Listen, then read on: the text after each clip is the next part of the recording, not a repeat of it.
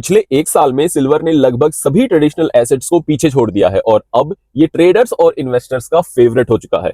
लेकिन असली सवाल ये है कि क्या अब भी 2025 के एंड में सिल्वर इन्वेस्ट करने लायक है या नहीं। सबसे पहले समझते हैं कि सिल्वर की इतनी डिमांड क्यों है। आमतौर पर अनसर्टेन टाइम्स में ही गोल्ड पर सबका फोकस होता है, लेकिन 2025 में सिल्वर अपनी अलग कहानी बना रहा है। क्यों?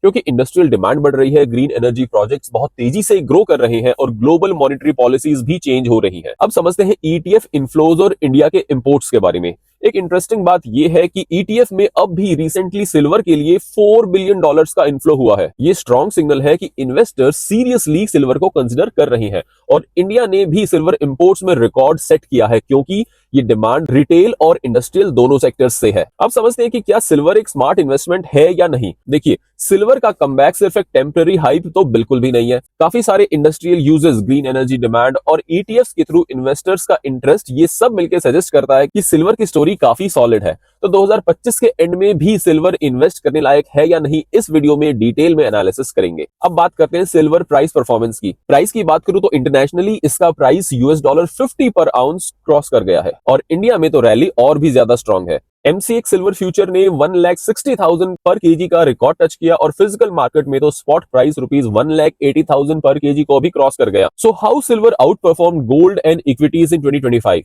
तो क्या सिल्वर ने सच में गोल्ड और इक्विटीज को पीछे छोड़ दिया? देखिए, अगर हम 2024 अक्टूबर से 2025 अक्टूबर तक का रिटर्न देखें तो सिल्वर ने दिया है 80%, गोल्ड 60% एंड निफ्टी 50 सिर्फ 2%। देखा, सिल्वर ने बाकी सब एसेट क्लास को क्लियरली आउट परफॉर्म किया है। देखिए, गोल्ड ने भी अच्छा रिटर्न दिया है, लेकिन सिल्वर की तेज ग्रोथ ने उसे कंसिस्टेंटली बीट किया है और इस टाइम ड्यूरेशन में निफ्टी 50 ने तो सिर्फ मॉडेस्ट 2% के ही गेन्स दिए हैं। मतलब सिल्वर ने वोलेटाइल टाइम्स में एक स्ट्रॉन्ग डाइवर्सिफायर का रोल प्ले किया है। सिल्वर की स्ट्रॉन्ग परफॉर्मेंस के पीछे काफी ग्लोबल फोर्सेस काम कर रहे हैं और आपको ये फोर्सेस समझना जरूरी है। अब समझते हैं सिल्वर की डुअल आइडेंटिटी। तो क्या सिल्वर सिर्फ इन्वेस्टमेंट का मेटल है जैसे गोल्ड? नहीं, गोल्ड का ज्यादातर हिस्सा या तो ज्वेलरी में यूज होता है या फिर इन्वेस्टमेंट के लिए रखा जाता है, लेकिन सिल्वर का एक बड़ा हिस्सा इंडस्ट्री में यूज होता है। इंडस्ट्रियल अप्लायंसेस अब सिल्वर की एनुअल डिमांड का आधा से ज्यादा हिस्सा ले लेते हैं। इसका मतलब यह है कि सिल्वर का वैल्यू सिर्फ इन्वेस्टर सेंटिमेंट्स पे डिपेंड बिल्कुल नहीं करता, बल्कि ग्लोबल इकोनॉमिक ग्रोथ और टेक्नोलॉजी इनोवेशंस पे भी लिंक्ड है। सिल्वर कई फास्ट ग्रोइंग सेक्टर्स में कॉन्सेंट्रेटेड है। सिल्वर की कंडक्टिविटी और ड्यूरेबिलिटी की वजह से इसका कोई सब्स्टिट्यूट नहीं है। सोलर पैनल्स, फोटोवोल्टेनिक्स, रिन्यूएबल एनर्जी के ट्रांजिशन में सिल्वर काफी डिमांड क्रिएट कर रहा है। सोलर सेल्स में सिल्वर पेस्ट एसेंशियल होता है।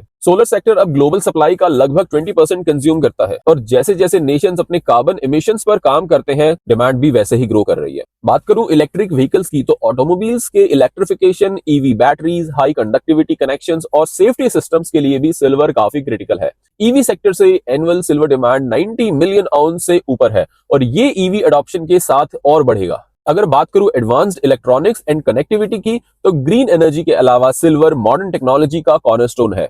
स्मार्टफोन, सेमीकंडक्टर्स, 5G नेटवर्क्स और एआई हार्डवेयर में ये इररिप्लेसेबल है। हर टेक इनोवेशन सिल्वर की इंडस्ट्रियल डिमांड को और स्ट्रॉन्ग बनाता है। अब बात करता हूं स्ट्रक्चरल डेफिसिट की। इन शॉर्ट, सिल्वर मार्केट का एक स्ट्रक्चरल डेफिसिट है जो इसके अपट्रेंड को सपोर्ट करता है। पिछले कई सालों से global silver demand new mines production और रिसाइकलिंग से ज्यादा है। 2024 में मार्केट ने 149 million ounce fourth consecutive annual deficit record किया, जो ग्लोबल सप्लाई के 15% के बराबर है।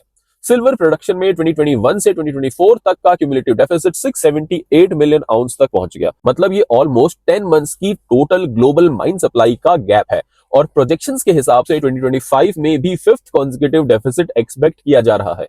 यह क्रोनिक शॉर्टफॉल दुनिया के अबव ग्राउंड सिल्वर इन्वेंटरीज को सिस्टमैटिकली ड्रेन कर रहा है, खासकर मेजर हब्स जैसे लंदन में। इस टाइटनिंग मार्केट की वजह से प्राइसेस वॉलेटाइल होते हैं और कभी-कभी शार्पली ऊपर जा सकते हैं, क्योंकि इंडस्ट्रियल और इन्वेस्टमेंट बायर्स एक श्रिंकिंग मेटल पूल के लिए compete कर रहे हैं। ये सप्लाई डिमांड इम्बैलेंस सिल्वर को गोल्ड से अलग और लॉन्ग टर्म बुल केस को और भी ज्यादा स्ट्रॉन्ग बना देती है। तो क्या इंडिया में सिल्वर की डिमांड सच में इतनी ज्यादा है? हाँ, इंडिया एक यूनिक मार्केट है जहां पे retail growth, coins, bars, jewellery, industrial use और फेस्टिवल या रिचुअल बाइंग सब ओवरलैप करते हैं। 2024 में इंडिया में रिकॉर्ड सिल्वर शिपमेंट्स देखे गए, लेकिन 2025 के शुरू के 8 महीनों में ही इंपोर्ट्स गिर गए बिकॉज ग्लोबल सप्लाई टाइट थी और कॉस्ट हाई थी। फिर जैसे जैसे डोमेस्टिक डिमांड बढ़ी, ट्रेडर्स और बैंक्स ने शिपमेंट्स दोबारा स्टेप अप किए। Indian physical silver price festivals जैसे दिवाली और लिमिटेड स्क्रैप सप्लाई की वजह से इंटरनेशनल बेंचमार्क्स से हमेशा प्रीमियम पर ट्रेड करता है। 2025 में टाइट ग्लोबल सप्लाई और स्ट्रॉन्ग लोकल डिमांड ने local premiums double digit percentage तक पुश किए, जिससे डोमेस्टिक इन्वेस्टर्स के लिए रुपी रिटर्न और अट्रैक्टिव हो गए। बाकी एडवांस्ड इकोनॉमिक्स के कंपैरिजन में जहां इंडस्ट्रियल डिमांड डोमिनेट करती है, इंडिया की डिमांड अभी भी काफी रिटेल, ज्वेलरी और इन्वेस्टमेंट ड्रिवन है। लेकिन इंडिया का industrial Uptake, solar, electronics, manufacturing, ये सब भी ग्रो कर रहा है। मतलब इंडिया ग्लोबली इंडस्ट्रियल साइकिल्स और लोकल रिटेल सेंटिमेंट्स दोनों के लिए सेंसिटिव है। अब बात करते हैं ईटीएफ इनफ्लोज की। ये क्या सिग्नल देते हैं? तो क्या ईटीएफ इनफ्लोज से सिल्वर की पॉपुलैरिटी का पता चलता है? बिल्कुल। एक्सचेंज ट्रेडेड फंड्स या ईटीएफ्स अब सिल्वर मार्केट में इन्वेस्टर सेंटिमेंट्स का एक इंपॉर्टेंट इंडिकेटर बन गए हैं। 2025 में सिल्वर ईटीएफ्स में स्ट्रॉन्ग इनफ्लो देखे गए। मिड ईयर तक ग्लोबल सिल्वर बैक्ड ईटीएफ्स ने 95 मिलियन आउंस ऐड किए और पूरे प्रीवियस ईयर के इनफ्लोज को बीट कर दिया और total holdings all time high 1.13 billion ounce या ओवर 40 बिलियन यूएस डॉलर तक पहुंच गई। इंडिया में भी सिचुएशन काफी इंप्रेसिव रही है। सितंबर 2025 तक सिल्वर ईटीएफ ने 135 बिलियन रुपीस मैनेज किए, जो प्रीवियस ईयर के कंपैरिजन में काफी ज्यादा है। इनमें से काफी फंड्स ने तो इक्विटी बेंचमार्क्स को बीट करते हुए 86.67% तक रिटर्न्स दिए हैं। लेकिन ग्रोथ चैलेंजेस के बिना नहीं आती। सिल्वर प्राइसेस के सर्ज की वजह से ईटीएफ्स पर प्रीमियम्स 10% तक चले गए, जिसकी वजह से कुछ एसेट मैनेजमेंट कंपनीज ने टेम्पररी न्यू सब्सक्रिप्शंस हॉल्ट कर दिए ताकि लिक्विडिटी और फेयर वैल्यूएशन मेंटेन हो सके। अब बात करते हैं सिल्वर प्रीमियम की। ये होता क्या है? सिल्वर प्रीमियम का मतलब है डोमेस्टिक सिल्वर प्राइस और ग्लोबल बेंचमार्क जैसे एलबीएमए स्पॉट के बीच का डिफरेंस। ये प्रीमियम इंडिया में कुछ रीजंस की वजह से बनता है। First one is logistics and import duties. So basically shipping, insurance और कस्टम्स ड्यूटी से लैंडेड कॉस्ट बढ़ जाती है। Next is supply demand imbalance. India का सिल्वर कंजप्शन हाई है, प्रोडक्शन लो, इंपोर्ट्स पे डिपेंडेंसी है और हाई डिमांड से प्राइसेस ऊपर जाते हैं। Next one is festival demand. Diwali, Akshaya Tritiya जैसे फेस्टिवल्स में गिफ्टिंग और रिलीजियस बाइंग से भी सप्लाई टाइट होती है। Next point is investment demand. Retail और इंस्टीट्यूशनल इन्वेस्टर्स सिल्वर को इन्वेस्टमेंट एसेट के रूप में खरीद रहे हैं। 2025 के शुरू में प्रीमियम्स रिलेटिवली स्टेबल थे, अराउंड 0.5% अबव ग्लोबल प्राइसेस। लेकिन अक्टूबर 2025 तक प्रीमियम्स 5.7% तक सर्ज हो गए। इंट्राडे स्पाइक्स 12% तक देखने को मिली। फेस्टिवल सीजन में चेन्नई जैसी सिटी में सिल्वर 2 लाख पर केजी क्रॉस कर गया, that is 28% increase in just 2 weeks. अब बात करते हैं बिग पिक्चर की। सिल्वर का राइज सिर्फ सप्लाई डिमांड या ईटीएफ इनफ्लो से नहीं है, ये एक बिगर ग्लोबल स्टोरी का हिस्सा है। Inflation, US dollar, crude prices और इंटरेस्ट रेट्स जैसे हिडन स्ट्रिंग्स सिल्वर के प्राइस को ऊपर नीचे करते हैं। तो सिल्वर का अगला मूव क्या हो सकता है, ये समझने के लिए हमें 3 बड़े मैक्रो फैक्टर्स देखने होंगे। Number 1, inflation expectations. Globally inflation वापस बढ़ रही है। यूएस और यूरोप में हायर एनर्जी कॉस्ट और परसिस्टेंट कोर इन्फ्लेशन भी बढ़ रही है। इस वजह से सिल्वर को सेफ हेवन या स्टोर ऑफ वैल्यू के रूप में देखा जा रहा है। लेकिन इंडिया का सीन थोड़ा अलग है। डोमेस्टिक इन्फ्लेशन अब मल्टी ईयर लो पर है, thanks to lower food prices and stable crude oil. मतलब इंडियन इन्वेस्टर्स के लिए सिल्वर का अपील अब सिर्फ इन्फ्लेशन हेज नहीं, बल्कि डाइवर्सिफिकेशन और लॉन्ग टर्म इंडस्ट्रियल पोटेंशियल भी है। तो ग्लोबली लोग सिल्वर को इन्फ्लेशन से बचाव के लिए खरीद रहे हैं और इंडिया में लोग इसे एक स्ट्रेटेजिक एसेट के रूप में देख रहे हैं, जो hedging, power and green industries, electronics की रियल वर्ल्ड डिमांड दोनों को ऑफर करता है। नेक्स्ट पॉइंट है यूएस डॉलर इंडेक्स, जो 2025 में काफी स्ट्रॉन्ग रहा, that is around 105 to 107 levels. Strong dollar normally silver के लिए नेगेटिव होता है, क्योंकि ये नॉन डॉलर बायर्स के लिए एक्सपेंसिव हो जाता है। लेकिन सिल्वर ने रिसाइलेंस दिखाई, मतलब डिमांड फंडामेंटल करेंसी हेडविंग्स को ऑफसेट कर रही है। अब बात करते हैं इंटरेस्ट रेट डायरेक्शंस की। तो क्या यूएस फेडरल रिजर्व के रेट डिसीजन सिल्वर को अफेक्ट कर रहे हैं? हाँ, फेड ने 2025 के शुरू में रेट कट्स का हिंट दिया था, लेकिन इन्फ्लेशन स्टिकी रहने की वजह से अब वो कॉशियस हो गए हैं। Higher for longer interest rates normally non yielding assets जैसे सिल्वर और गोल्ड के लिए नेगेटिव होते हैं, क्योंकि investors interest bearing instruments prefer करते हैं।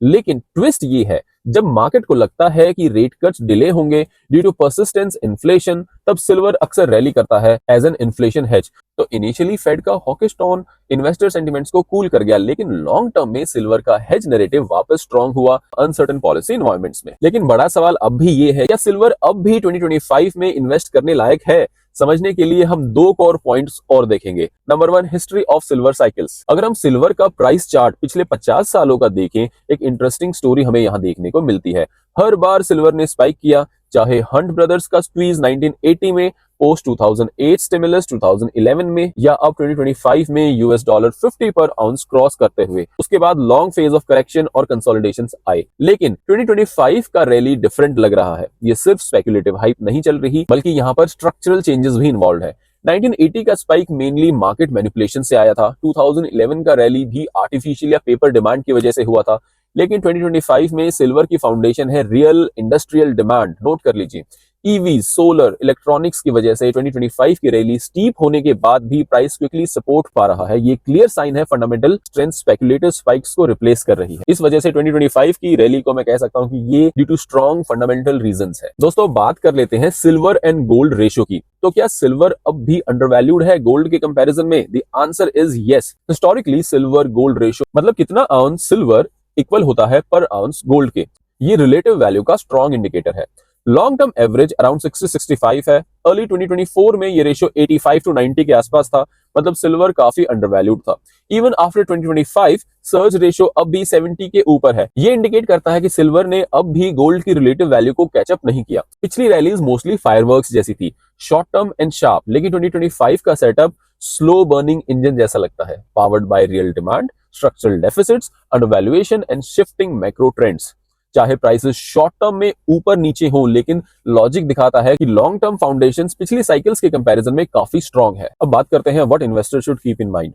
देखिए, डाइवर्सिफिकेशन स्टिल मैटर्स। अगर आपका पोर्टफोलियो इक्विटीज और बॉन्ड से डोमिनेटेड है तो सिल्वर एक स्ट्रेटेजिक रोल प्ले करता है। लो कोरिलेशन की वजह से ये स्ट्रॉन्ग डाइवर्सिफायर है, स्पेशली जब रिस्क एसेट्स को इन्फ्लेशन या ग्लोबल शॉक्स हिट करते हैं। दूसरी बात है इन्फ्लेशन हेज। सिल्वर इन्फ्लेशन से हेज करता है, लेकिन गोल्ड जितना स्टेबल भी नहीं है। इंडस्ट्रियल डिमांड की वजह से प्राइसेस स्विंग करते हैं। डिमांड साइकिल में रैली और स्लो डाउन में करेक्शंस देखने को मिलता है। Next point is risks to watch. Number 1 is volatility. Silver prices कभी भी शार्पली मूव कर सकते हैं स्पेकुलेटिव फ्लोज की वजह से। दूसरी बात है इंडस्ट्रियल स्लोनेस। देखिए, अगर ईवी या सोलर डिमांड कम हुई तो सिल्वर कंजम्पशन पे इंपैक्ट पड़ेगा। नेक्स्ट पॉइंट है पॉलिसी अनसर्टेनिटी। इंडिया में इंपोर्ट रिस्ट्रिक्शंस या जीएसटी मूव भी डोमेस्टिक प्राइसिंग और प्रीमियम्स को अफेक्ट करता है। Next point is track premiums and global cues.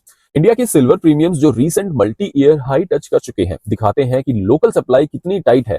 इसको ग्लोबल सिग्नल्स जैसे ईटीएफ इनफ्लोज, यूएस यील्ड और इन्फ्लेशन डेटा के साथ पेयर करें, आपको सिल्वर का अगला मूव समझ में आ जाएगा। बात करें अगर कंक्लूजन के, तो सिल्वर अब भी एक डायनामिक एसेट है और ये इंडस्ट्रियल डिमांड, इन्फ्लेशन ट्रेंड्स और ग्लोबल लिक्विडिटी शिफ्ट से ड्रिवन है। यहाँ पर शॉर्ट टर्म वॉलेटिलिटी डेफिनेटली देखने को मिल सकती है, लेकिन लॉन्ग टर्म में सिल्वर का रोल कमोडिटी और स्टोर ऑफ वैल्यू दोनों के लिए स्ट्रांग है। इन्वेस्टर्स को अपने इन्वेस्टमेंट होराइजंस, रिस्क एपेटाइट और पोर्टफोलियो गोल समझकर ही सिल्वर या रिलेटेड इंस्ट्रूमेंट्स में एक्सपोजर लेना चाहिए। दोस्तों, वीडियो पसंद आया है तो वीडियो को लाइक और चैनल को सब्सक्राइब करना मत भूलिए और ऐसे ही सिंपल इन्वेस्टिंग इनसाइट्स के लिए कनेक्टेड रहिए। थैंक यू एंड जय हिंद।